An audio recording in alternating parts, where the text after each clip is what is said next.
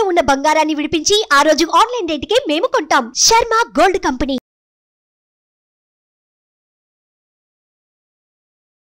నమస్తే సురేష్ గారు. నమస్కారం అండి ఉషా గారు. నూతన సంవత్సరం చాలామంది మా రాశుల వరకు ఏ విధంగా ఉండబోతుందో తెలుసుకోవాలనుకుంటూ ఉంటారు. వాళ్ళందరికీ కూడా మనం చూసుకుంటే సంవత్సరానికి సంబంధించి బ్రీఫ్గా మనం ఎప్పటికప్పుడు చెప్తూ ఉంటాం. వ్యాపారం కావచ్చు, వివాహం కావచ్చు, సంతానం కావచ్చు, ఈ విషయాల్లో కలిసి వస్తుంది అని మాట్లాడుతూ ఉంటాం. వాళ్ళ జాతకరీత్యా కలిసే ముందు ఫస్ట్ తెలుసుకోవాలి అనుకున్నా, కలవాలన్న ప్రయత్నం మొదలు పెట్టాలి అనుకున్నా మనం ఇచ్చే ఈ సోర్స్ వాళ్ళకి చాలా పెద్ద హెల్ప్ అవుతూ ఉంటుంది. కాబట్టి ధనుసు రాశి వారికి నూతన సంవత్సరంలో ఏ విధంగా ఉండబోతుంది అంటారు? ఉషా గారి శ్రీ క్రోధీ నామ సంవత్సరం ఓకే రాశి ఫలితాలు ఉగాది 2024 గురించి మనం చర్చించుకుంటున్నామండి. ఈ మనకి మహర్షులు ఒక గొప్ప సీక్రెట్ పెట్టారండి. ఎవరైతే పంచాంగం చూసుకుంటారో ప్రతిరోజు వాళ్ళకి ఐశ్వర్యము, ఆరోగ్యము, అభివృద్ధి, తర్వాత ఆరోగ్యం ఇవన్నీ వచ్చేస్తాయి అని చెప్పేసి మనకు శాస్త్రంలో చెప్పుకున్నారండి. అదేవిధంగా నూతన సంవత్సరం రోజున ఉగాది మనకి ఏమనుకుంటే శఖారము, యుగాది అనుకుంటున్నాం. ఆ రోజు కనుక మనం ఆ వర్షం ఫలితాలన్నీ కనుక ఫస్ట్ మనం తెలుసుకుంటే ఆటోమేటిక్ 50% రెమెడీ తెలుసుకోవటమేనండి. ఎందుకంటే మనకు అర్థమవుతుంది ఎక్కడ బాగున్నాం, ఎక్కడ బాగలేవు అని చెప్పేసి. ఇది మనుషులే కాదండి, ఏమైనా దేవతలకు కూడా ఇంపార్టెంట్ అండి. మనకి తిరుపతిలో మనకు చూస్తే సుప్రభాతం సేవ చేస్తున్నప్పుడు వెంకటేశ్వర స్వామికి మనకి ప్రతిరోజు పంచాంగం చెప్తారు.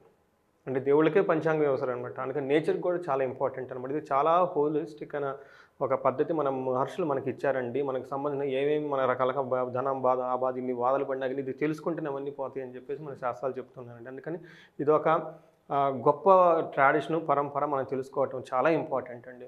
ఈ సంవత్సరం ధనుసు రాశి వారికి ఎలా ఉందో మనం తెలుసుకుందామండి. సో ఫస్ట్ ధనుసు రాశి వారికి మనకి మూలా నక్షత్రం 1, 2, 3, 4 పాదాలు వస్తాయండి. తర్వాత పూర్వాషాఢ 1, 2, 3, 4 పాదాలు వస్తాయి. తర్వాత ఉత్తరాషాఢ ఫస్ట్ పాదం వస్తుందండి. ఇవన్నీ వచ్చేటప్పటికి మనకి ధనుసు రాశిలో ఏ రాశులు మనకి ఏ నక్షత్రంలో తెలిసిపోతూ ఉంటుంది. పేరు బలం కనుక మనం చూసుకుంటే ఏ, యో, బా, బి, భూ, దా, బా, దా, బే ఈ అక్షరాలు మనకి ధనుసు రాశిలో వాళ్ళకి పేరు బలం లేదంటే మోరార్ లవ్స్ ఈ సౌండ్తో ఉన్న వాళ్ళకందరూ ధనుసు రాశి కింద వస్తారండి. వీళ్ళకి మనకి సమరీ కనుక మనం చూసుకుంటే ఆదాయం వచ్చేటప్పటికి 11 చూపిస్తుందండి, వ్యయం వచ్చేటప్పుడు 5 చూపిస్తుందండి.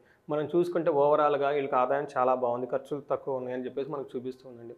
అలానే రాజ పూజ్యం, తర్వాత అవమానం అది 5 ఇది 5గా ఉన్నాయండి. అంటే మనల్ని ఎంత అప్రిషియేట్ చేసి పొగిడి మనకు సపోర్ట్ ఇచ్చేవాళ్ళు ఉంటారో ఈక్వల్గా మనకు అంతే కొంచెం ఇన్సల్ట్ చేసి సపోర్ట్ ఇవ్వడంలో కూడా ఎక్కువగా ఉంటారు. బట్ ఓవరాల్గా అదైతే 0 అనుకోవాలి చెప్పచ్చు. బట్ ఆదాయం అయితే ఓవరాల్గా బాగుందని చెప్పుకోవాలండి ధనుసు రాశి వారికి. ఇవి కాకుండా మనకు 4 మేజర్ ప్లానెట్స్ మనం చూసుకునే ఆచారం మనకు ఉందండి. అవి వచ్చేటప్పటికి శని, గురు, రాహు, కేతువుల్ని వాళ్ళు స్థిరంగా ఒక సంవత్సరం అంతా అక్కడే ఉంటారు కాబట్టి వాళ్ళ ఇంపాక్ట్ ఎలా ఉంటుందనేది మనం చూసుకుంటే ఆచారం మనకు ఉందండి. ఇలా వచ్చేప్పటికి మన ఫస్ట్ గురువు గారిని చూసుకుంటే కనుక ఆయన సిల్వర్ మెడల్ రజతమూర్తిగా ఉండి 75% మంచి రిజల్ట్ ఇస్తున్నారు ఆ ప్లానెట్ అని చెప్పుకోవాలండి. శని లోహమూర్తిగా 3వ స్థానంలో ఉండి మంచి స్థానంలో యోగ్యతను కలిగించే స్థానంలో ఉండి మనకు లోహమూర్తిగా ఉన్నారు. రాహు, కేతువులు సువర్ణమూర్తిగా ఉన్నారండి. ఇది హైలైట్ అండి. జనరల్గా 10th రాహు ఉండటం వల్ల కెరీర్కి అది ప్రాబ్లం అని చెబుతారు. బట్ మూర్తి ప్రకారంగా చూసుకుంటే సువర్ణమూర్తిగా ఉండి మంచి కలగజేస్తారు అని చెప్పేసి 100% మంచి రిజల్ట్ ఇస్తారని చెప్పేసి మనకి చెప్తూ ఉన్నారండి. సో శని వచ్చేటప్పటికి ఎలాంటి మంచి రిజల్ట్స్ వీళ్ళకి ఇస్తున్నారు 3rd హౌస్లో ఉండటం వల్ల ఏం చెప్పుకుంటే శ్రీభోగం, మనస్సౌఖ్యం, బుద్ధి యత్నాది సిద్ధికృత్, స్వస్థాన ప్రాప్తం ఆరోగ్యం, రవిపుత్ర తృతీయగే అని చెప్పేసి మన మహర్షులు చెప్పారండి. దాని ప్రకారం ఏమవుతుంది, స్త్రీల ద్వారా కంఫర్టబుల్గా ఉంటారు, మనసు చాలా పీస్ఫుల్గా ఉంటుంది. ఏదైనా మంచి ప్లానింగ్ చేసి దాన్ని కనుక ఎగ్జిక్యూట్ చేయాలనుకుంటే దాన్ని మంచి మనకి రిజల్ట్ వచ్చేస్తుంది. అంతకుముందు ఏదైనా కానీ వాళ్ళ పదవి పోగొట్టుకుంటే స్వస్థానం ప్రాప్తి, ఇప్పుడు మళ్ళీ తిరిగి అది వచ్చేస్తారు. తర్వాత వేరే ఊళ్ళో కానీ మళ్ళీ తిరిగి ఇక్కడికి వచ్చేస్తారు. అంటే అంతకుముందు కోల్పోయిన వైభవాన్ని మళ్ళీ తిరిగి తీసుకొచ్చుకునే అవకాశం ఉంటుందండి. మంచి ఆరోగ్యం కలిగి ఉంటారని చెప్పుకోవాలండి. తర్వాత గురువు గారు ఎలాంటి మనకి ఇస్తారంటే గురువుగా వచ్చేటప్పటికి 6th హౌస్లో ఓవరాల్గా బాగున్నారండి, 7కు మంచి రిజల్ట్స్ ఇస్తారు. బట్ కొన్ని విషయాలు వాళ్ళు ఇబ్బంది పెడతారంటే ధారాపుత్ర విరోధచ్చ, భార్యతోటి సంతానంతో గొడవలు అయ్యే అవకాశం ఎక్కువగా ఉంది. స్వజనే కలహస్తదా అంటే తన సొంత బంధువులతోటి గొడవలు అయ్యే అవకాశం ఉంది. చోరాగ్ని రూపభీతి ఇచ్చ సస్తమే భవేద్ గురువు అని చెప్పేసి 6వ స్థానంలో కనుక గురువు ఉంటే గవర్నమెంట్ అఫీషియల్స్ నుండి వాళ్ళ నుండి వీళ్ళ వచ్చేటప్పటికి అగ్ని బాధలు, తీవ్ర బాధలు కలిగే అవకాశం ఎక్కువ ఉందని చెప్పేసి మనకి 3 ప్లానెట్స్ మనకు చూపిస్తుందండి. రాహు సువర్ణమూర్తిగా ఉండటంతో మంచి రిజల్ట్స్ ఇస్తారని మనం ఓవరాల్గా చెప్పుకోవచ్చు. బట్ అయినా కానీ రాహు వచ్చేటప్పటికి చిత్తభ్రంశం, అనవసరమైన మెంటల్ ఆర్గ్యుమెంట్, గిల్టీ, మానసిక ఒత్తిడిని కలగజేసే అవకాశం, స్త్రీ మూలాచ భయప్రదం, వాళ్ళ ఆఫీస్లో కానివ్వండి, ఇళ్లలో కానివ్వండి, ఒక స్త్రీ వల్ల వీళ్ళకి వచ్చేటప్పటికి ఒక భయం గురయ్యే వినడం జరిగే అవకాశం ఉందండి. తర్వాత గమనే కార్యనాశంచ, అంటే ఎక్కువగా అటు ఇటు తిరిగి ట్రావెల్స్ చేస్తే ఆ ట్రావెల్స్లో ఇబ్బందులు వచ్చి తద్వారా రిటర్న్స్ రావు అని చెప్పేసి రాహు చూపిస్తుందండి. సో ఇది వచ్చేటప్పుడు మనకు రాహు ఉండటం వల్ల అండి. బట్ ఓవరాల్గా మనం వేరే ప్లానెట్ సపోర్ట్స్ ఇంకా మనకి 9 గ్రహాలు ఉన్నాయి కాబట్టి అండి, ఆ కొన్ని రకాల సంబంధాలు ఎలా ఉంటుంది దాన్ని బట్టి మనం చూసుకుంటే ఫస్ట్ వీళ్ళకి కెరీర్ కనుక మనం చూసుకుంటే ఎలా ఉంటుందంటే ఉద్యోగులకి ది బెస్ట్ టైం అని చెప్పుకోవాలండి.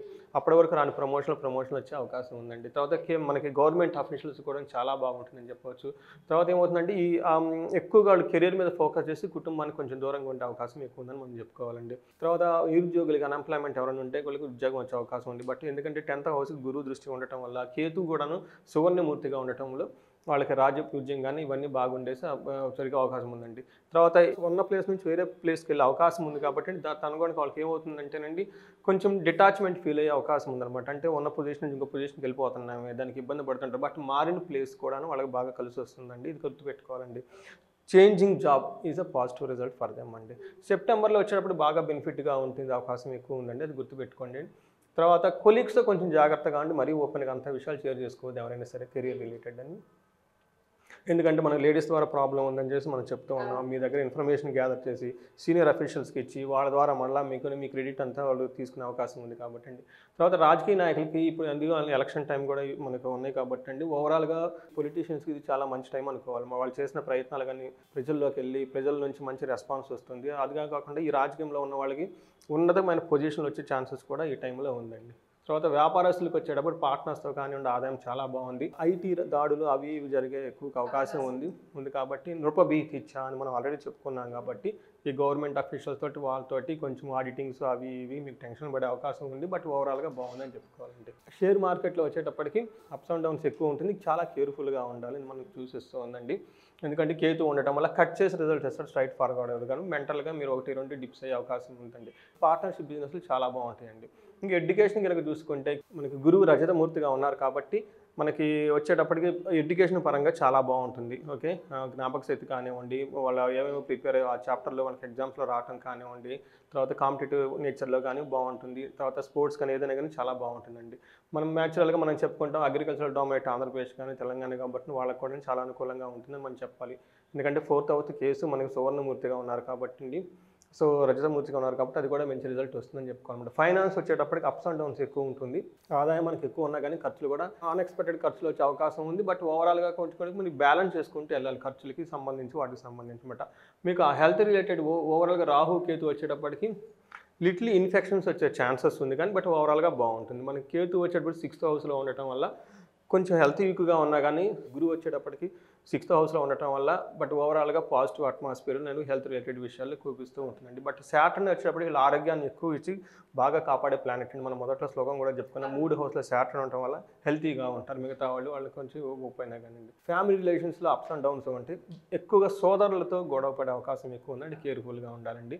తర్వాత ఫ్యామిలీలో ప్రాపర్టీ గురించి వీళ్ళకి గొడవలు వచ్చే అవకాశం ఎక్కువ ఉందండి, దాన్ని కేబుల్ పెట్టుకోవాలి. తర్వాత ఇల్లు ఏదైనా ఒక ఇల్లు కట్టుకోవాలన్నా కానివ్వండి, తర్వాత ఏదైనా బంగ్లా లాంటి కొనాలన్నా కానీ కొన్ని అవకాశం అయితే వీళ్ళకి ఎక్కువ ఉంది.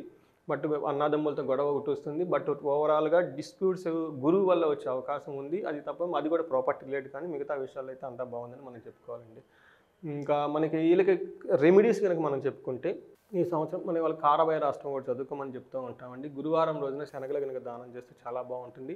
వీళ్ళు ఆశ్రమాలకు కానివ్వండి లేదంటే మఠాలకు కానివ్వండి విజిట్ చేసి స్పిరిచువల్గా ఉండే స్క్రిప్చర్స్ వాళ్ళు ఏమైనా చదువుకుంటున్నారు కానివ్వండి, భగవద్గీత అష్టావక్ర గీత కానివ్వండి లేదంటే రామాయణ మహాభారత సుందరకాండ పారాయణ ఇలాంటివి కనుక చేస్తే వాళ్ళకి బాగా కలిసి వస్తుందండి. మానసికంగా బాగా దృఢంగా ఉంటారండి. మీరు అన్నట్టుగానే ఫ్యామిలీ డిస్టర్బెన్సెస్ కనిపిస్తున్నాయి, దాంతోపాటు సిబ్లింగ్స్ అండ్ ప్రాపర్టీకి సంబంధించిన ఇష్యూస్ అండ్ మనీ కూడా అప్ అండ్ డౌన్స్ ఉండే అవకాశం కనిపించింది. ఒక హెల్త్ ఒక్కటి బాగుంది, మిగతా అన్ని ఏరియాస్లో కూడా కొంచెం అటు కొంచెం ఇటు అన్నట్టుగా కనిపిస్తుంది. జాతకరీత్యా కొంత మనం తీసుకుంటే కొన్ని మారే అవకాశం ఖచ్చితంగా ఉంటుంది కాబట్టి సురేష్ గారు, సో ఈ సంవత్సరం ఎవరైనా సరే వ్యాపారస్తులు పెట్టుబడి పెట్టాలి అనుకున్నా, వ్యాపారాలు మొదలు పెట్టాలి అనుకున్నా, కుటుంబ కలహాలు ఆల్రెడీ స్టార్ట్ అయ్యాయి, ఇబ్బందికరంగా ఉందన్న ప్రాపర్టీ ఇష్యూస్ మాకున్నాయని వాళ్ళకి అనిపించినా ఆస్ట్రాలజీ త్రూ మనం ఏమైనా రెమెడీస్ చేసుకునే అవకాశం ఉంటుంది అంటారా?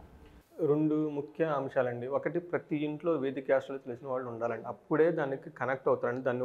దాన్ని ఉపయోగించుకొని వాళ్ళ లైఫ్ని స్మూత్గా నడిపించండి. సో సగం వాళ్ళ హారోస్కోప్ తెలుసుకోవటం ది బెస్ట్ ఎన్సర్కిల్ ఎప్పుడు ఏంటంటే అండి వాళ్ళ హారోస్కోప్ ముందు తెలుసుకోవటమే. గూగుల్ తెలుసుకోండి అర్థం కాకపోతే కలవండి, నన్ను ఇంటర్ప్రెట్ చేయండి. మొన్న ఎవరో ఫోన్ చేశారండి, వాళ్ళు చాలా సంతోషమైంది. వాళ్ళ హారోస్కోప్లు గూగుల్ అన్నీ చూసేసుకుని నా దగ్గరికి వచ్చారు. ఏమండి నేను చూసుకున్నానండి మీ వీడియో చూసిన తర్వాత, అప్పటిదాకా జాతకం చక్రం చూడలేదండి, చాలా ఐడియా వచ్చిందండి, ఇంకా డౌట్స్ ఉన్నాయండి, ఇంకేంటండి ఫర్దర్ అని చెప్పేసి మంచి అనాలిసిస్ వచ్చి హ్యాపీగా ఫీల్ అయిపోయినారు. అలా కొంత నాలెడ్జ్ ఉండి చూసుకోవటం నేర్చుకోవాలండి. ఇంకెక్కడైనా కనుక ఎవరికైనా ఇలాంటి వాళ్ళకి బేసిక్ మాకు ఐడియా లేదు అంటే మనం చిన్న కోర్స్ డిజైన్ ఉంటే ఆ కోర్సులో నేర్చేసుకొని చేసుకోవచ్చండి. ఇది కాకుండా ఆస్ట్రాలజికల్గా మనకి ఎలాంటి పెద్ద పెద్ద సొల్యూషన్స్ అయినా సమస్యలు అయినా కానీ మనకు సొల్యూషన్స్ అనేవి ఉన్నాయండి. మన గ్రంథాలు ఆల్రెడీ చెప్పేసండి, వేదాల్లో చెప్పారు, తర్వాత పురాణాల్లో చెప్పారు, ఎన్నో చెప్పారు. ఆథెంటిక్ సోర్సెస్గా కానీ మనకి డెడికేటెడ్గా ఈ పరిహారాలు మనం కనుక చేసుకుంటే కనుక వాళ్ళ లైఫ్ ఎఫర్ట్లెస్ జర్నీ, ఓకే, బాధలు దుఃఖాలు ఇవన్నీ అనుభవించుకోవడం జరుగుతుంది చేయొచ్చు. దానికి సంబంధించిన మనకి ఇండివిజువల్గా మనకి కనెక్ట్ అయితే, సో ఇది వచ్చేటప్పుడు మన బ్రాడ్ హైయర్ లెవెల్లో ఉంటుంది. అది దశాభుక్తి మారచ్చు, లగ్నం పెట్టి మారచ్చు, ఎలా ఉంటుంది బట్టి మనం చూడొచ్చు అనమాట. ఇంకా కొన్ని రకాల శాపాలు దోషాలు ఇవన్నీ ఉంటాయి కనుక వీటిని కూడా మనకి ఏదైనా ఉంటే ఫిగర్ అవుట్ చేసి వాళ్ళకి గైడెన్స్ ఇవ్వచ్చు అండి. స్పిరిచువల్గా గైడెన్స్ ఇవ్వచ్చు, యాస్ట్రల్గా గైడెన్స్ ఇవ్వచ్చు. Life style is major important. నా లైఫ్ స్టైల్ ఈజ్ నా హారోస్కోప్లో రాజాయోగం ఉంది, కానీ నా లైఫ్ స్టైల్ దానికి సరిగా లేదు. మన లైఫ్ స్టైల్ కనుక కరెక్ట్గా కనుక చేసుకుంటే మన హారోస్కోప్లో ఉన్న చాలా యోగాలు మన లైఫ్ స్టైల్ ద్వారానే మన డిసిప్లైన్ ద్వారా యాక్టివేట్ చేసుకోవచ్చు. ఇవన్నీ మనం వాళ్ళకి గైడెన్స్ ఇచ్చాము తప్పకుండా. అండ్ దాంతోపాటు ఎవరైతే ఫినాన్షియల్ ఇబ్బందులు పడుతూ ఉన్నారో, మనీ స్ట్రక్ అవ్వడం, అప్పుల పాలవ్వడం, లేదా ఏదో ఒక సమస్య వల్ల డబ్బు పైన ఎఫెక్ట్ పడడం, ఊరికే హాస్పిటలైజ్డ్ అవ్వడం మనం చూస్తూ ఉంటాం కంటిన్యూస్గా. లేదంటే డబ్బు స్థిరంగా ఉండకపోవడం, ఎంత కష్టపడ్డప్పుడు కూడా ఇంట్లో మనీ ఉండట్లేదు అన్న వాళ్ళందరికీ కూడా కనకదార హోమం అనేది ఒకటి మనం నిర్వహించడం జరుగుతుంది కూడా. అతి త్వరలో స్టార్ట్ చేస్తున్నామని కూడా మీరు చెప్తూ ఉన్నారు కాబట్టి, సో దాని డీటెయిల్స్ ఏంటి సార్ అసలు? సో ఇది కనకధార అని ఎందుకు పెట్టామంటేనండి, మనిషికి ధర్మార్థ కామమోక్షాలు, ఈ జన్మ ఎత్తింది మళ్ళీ జన్మ ఎప్పుడో రోజు ఎండ్ అవుతుందండి. ఈ మధ్యలో మన ఆత్మ ఈ శరీరంలో నుంచి జరుగుతూ ఉంటుందండి. అయితే మనకి మన హిందూయిజం మనకి సాంప్రదాయం ప్రకారం మన పద్ధతుల ప్రకారం మనకి మనిషి 4 రకాల పనులు చేయాలి. ఒకటి ధర్మాన్ని చేయాలి, డ్యూటీ చేయాలి, అర్థాన్ని సంపాదించుకోవాలి, తదనుగుణంగా భౌతికమైన కోరికలన్నీ తీర్చుకోవాలి, 5కి వచ్చేటప్పుడు మనకు బ్లిస్ఫుల్ స్టేజ్కి వెళ్ళిపోవాలి, ఇవన్నీ సాచురేట్ చేసి వెళ్ళిపోవాలి. ఎప్పుడైతే మనం వర్క్ చేస్తున్నామో ధనం రావట్లేదు, వచ్చిన ధనం ఫస్ట్ శాలరీ పడితే 5, 6 తారీఖుల్లో ఖర్చు అయిపోతుంది. ఎక్కడో డబ్బు ఉంది తీసుకెళ్ళి ఇన్వెస్ట్మెంట్ పెట్టుకున్నాము, తదనుగుణంగా మళ్ళీ రిటర్న్స్ మనకు రాలేదు, లాక్ అయిపోయాము. మన డబ్బులు వేరే వాళ్ళకి ఇచ్చాము, అక్కడ లాక్ అయిపోయాము. ఎప్పుడు చేసినా కానీ జీవితంలో అదుగు బొదుగులేదు, మైండ్ అంతా ధనం దగ్గరే ఉంది. కామాలు ఎప్పుడు తీర్చుకుంటాం? ఎప్పుడైతే కామాలు తీర్చుకోవతో మోక్షానికి ఎప్పుడు వెళ్ళిపోతాం? ఇక్కడ స్ట్రక్ అయిపోయారండి చాలామంది. సో మనం ఇండియాలో వచ్చేటప్పటికి ప్రతి ఇంట్లో కోడిగుడ్డు అంత బంగారం ఉండేదని, ఓకే, ఎప్పుడు 7 వరాలు నగలు పెట్టుకునే వాళ్ళని, ఎవరన్నా గెస్టులు వస్తే ఎలా దాన ధర్మాలు చేయడానికి ఒకళ్ళొకళ్ళు పోట్లాడుకునేది మన చరిత్రలో చూసా ఉంటాం. ఎందుకంటే హైదరాబాద్ గోల్కొండలో ఇక్కడ రాసులు, రత్నాలు, డైమండ్లు అమ్మని మనం ఎన్నోసార్లు చదువుకున్నాం కదండి. సో అలాంటి వాళ్ళు ఈ టైంలో వచ్చేటప్పటికి ఈఎంఐల బాధ, ఆ బాధ, ఈ బాధ, జాబ్లో రాకపోవడం వాళ్ళకి ఎక్కడో సంథింగ్ మన పద్ధతుల్లో మిస్ అయిపోయిందండి. అందుకని మేము ఏం చేసామంటే మనకి శాస్త్రాలు, మన వేదాలను ప్రామాణికంగా తీసుకొని అందులో ఏమేమి చెప్పారు అని చెప్పేసి తీసుకొని తర్వాత ఇలాంటి వేద పండితుల సమక్షంలో కూర్చొని కనకధార అనే ఒక ప్రోగ్రామ్ని డిజైన్ చేసామండి. ఓకే. ఈ ప్రోగ్రామ్ యొక్క ముఖ్య ఉద్దేశం ఏంటంటే ఎవరైతే ఆర్థిక పరిస్థితులు ఇబ్బందులు పడుతూ ఉన్నారో వాళ్ళకు ఒక సొల్యూషన్ మనకు ఆ ప్రోగ్రామ్ ద్వారా మనకు చూపించాలి అని చెప్పేసి చేసామండి. సో ప్రతి ఒక్కళ్ళు ఇది ఏమైందంటే ఆథెంటిక్గా ఇది చేసేవాళ్ళు కావాలండి. ఓకే, మనకు కరెక్ట్గా ఎవరైతే ఈ పురాణాలు, ఈ పండితులు చదువుకున్న వాళ్ళ దగ్గర నుంచి ఆథెంటిక్గా మనం డిజైన్ చేసాము. ప్లస్ దాన్ని అలానే చక్కగా మనకి శాస్త్రాలు ఏ విధంగా చెప్పారు అదే విధంగా ఆ ప్రోగ్రామ్ కూడా నడిపించాలని ముఖ్య ఉద్దేశంతో దీన్ని డిజైన్ చేసామండి. దీన్ని ప్రతి ఒక్కరు సద్వినియోగం చేసుకోవాలని కోరుకుంటున్నాం. తప్పకుండా sir. Thank you sir. Thank you so much. Suresh గారు చెప్పినట్టుగా మా ఈ ఎపిసోడ్ చూసిన తర్వాత ఫైనాన్షియల్ ప్రాబ్లమ్స్తో ఎవరైతే ఇబ్బంది పడుతూ ఉన్నారో కనకధార హోమం అతి త్వరలో నిర్వహించబోతున్నాం కాబట్టి ఎవరైనా ఈ హోమానికి రిజిస్ట్రేషన్ చేసుకోవాలి అనుకున్నా, డీటెయిల్స్ తెలుసుకోవాలి అనుకున్నా కింద కొడుతున్న కాంటాక్ట్ని మీరు తప్పకుండా కాంటాక్ట్ చేయొచ్చు. అండ్ దాంతోపాటు జాతకరీత్యా ఎవరికైనా సలహాలు, సూచనలు కావాలి అనుకున్నా సురేష్ గారు అవైలబుల్ ఉంటారు. కింద కొడుతున్న కాంటాక్ట్ నెంబర్ని కాంటాక్ట్ చేసి సురేష్ గారికి మీకు పూర్తి వివరాలు అందజేస్తారు. Thank you. సుమన్ టీవీలో మీ పర్సనల్ అండ్ బిజినెస్ ప్రమోషన్స్ కోసం కింది నెంబర్కి కాంటాక్ట్ చేయండి.